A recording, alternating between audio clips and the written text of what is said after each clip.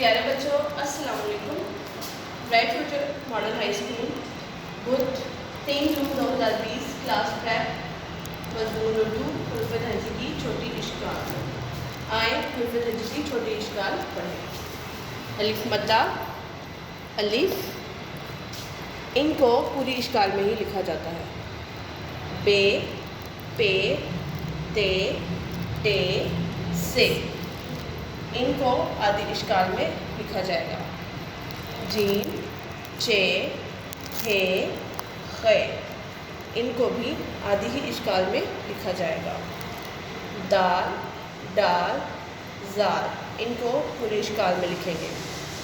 रे रे जे से इनको भी पूरे इश्काल में लिखेंगे।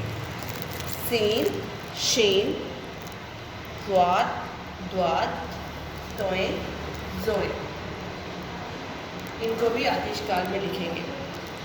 आइन वाइन फे काफ काफ गाफ इनको हम आदि इश्काल में लिखेंगे। लाम मीम नून इन तीनों को भी आदि इश्काल में लिखा जाएगा।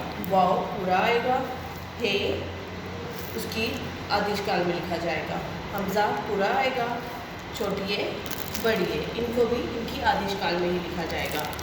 अलिफ मद्दा अलिफ पे ते टे से जीम चे हे फे दाल डाल जार रे रे जे से सीन शीन स्वाद स्वाद तोए जोए आइन वाइन फे काफ काफ गाफ लाम मीम नून वाव हे हमज़ा छोटी है बड़ी है।